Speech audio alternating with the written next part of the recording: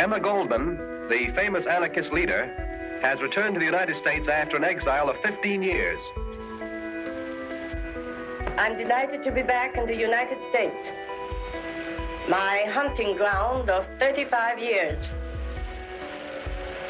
The country where I had my innings in the social and economic struggle, and where I decided to devote myself to the presentation of anarchism, a social philosophy which aims at the emancipation, economic, social, political, and spiritual of the human race. Is it love of one's birthplace, the place of childhood's recollections and hopes, dreams and aspirations?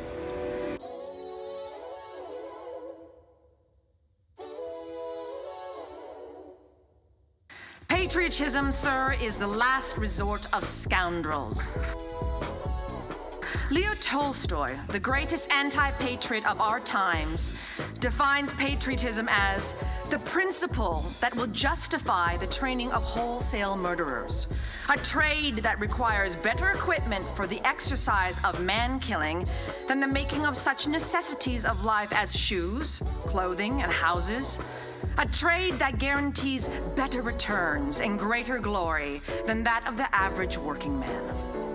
Indeed, conceit, arrogance, and egotism are the essentials of patriotism. Let me illustrate.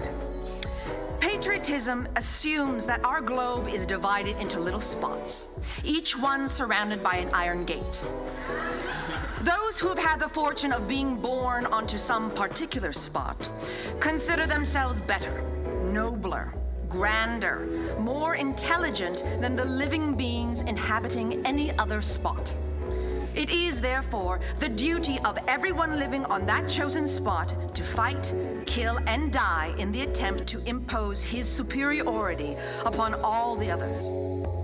The inhabitants of all the other spots reason in like manner, of course, with the result that, from early infancy, the mind of the child is poisoned with the blood-curdling stories about the Germans, the French, the Italians, the Russians, etc. When the child has reached manhood, he is thoroughly saturated with the belief that he is chosen by the Lord himself to defend his country against attack or invasion of any foreigner. It is for that purpose that we are clamoring for a greater army and navy, more battleships and ammunition. We Americans claim to be a peace-loving people. We hate bloodshed. We are opposed to violence. Yet we go into spasms of joy over the possibility of projecting dynamite bombs from flying machines upon helpless citizens. Our hearts swell with pride at the thought that America is becoming the most powerful nation on earth, and that it will eventually plant her iron foot on the necks of all other nations. Such is the logic of patriotism.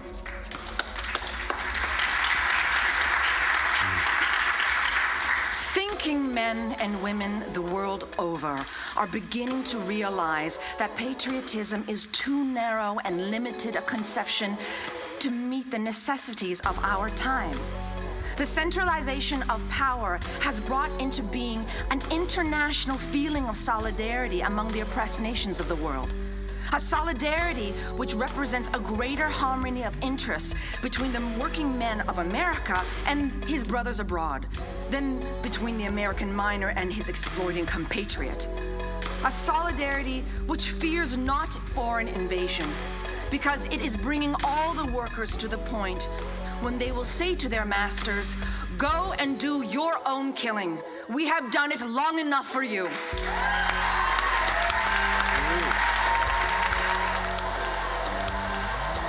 Ms. Goldman, should the government here object to your speeches of anarchism, would you change them or leave the country? I will leave the country rather than deny my ideas. I prefer to stick to my guns.